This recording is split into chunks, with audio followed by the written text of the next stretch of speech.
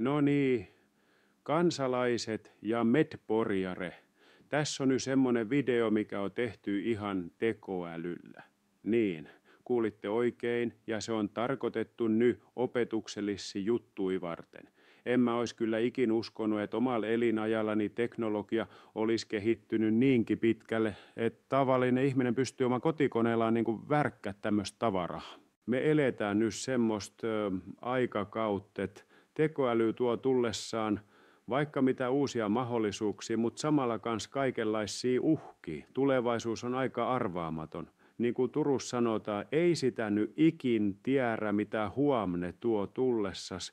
Siksi ihmisiltä vaaditaan nyt enemmän kriittistä ajattelua, pitää osata ottaa tieto vastaan, miettiä järjellä ja ymmärtää tätä ympäröivää todellisuutta.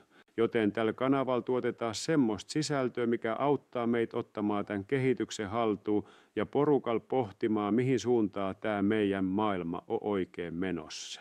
No niin, saman syssyn tämän homman tarkoitus on toki vähän herätellä ihmisiä kattelmaa tätä meidän nykyyhteiskuntaa ja sen menoa vähän tarkemmalla silmällä.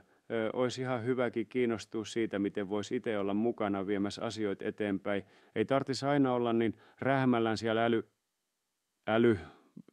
puhelimen ja TikTokkien maailmassa, vaan katsel vähän ympärillesi, miten me ihmiset oikeasti elellään täällä reaalimaailmassa. Tarttis tehdä jotain, eiks niin?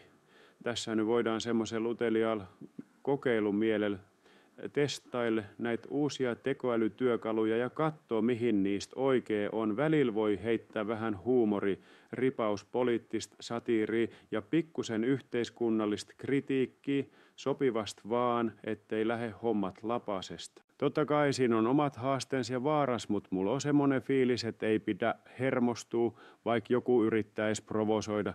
Kyllä se siitä, kun yhdessä rauhallisella otteella asioita tutkitaan ja jutellaan niin kuin ihmiset konsanaan, eiks niin?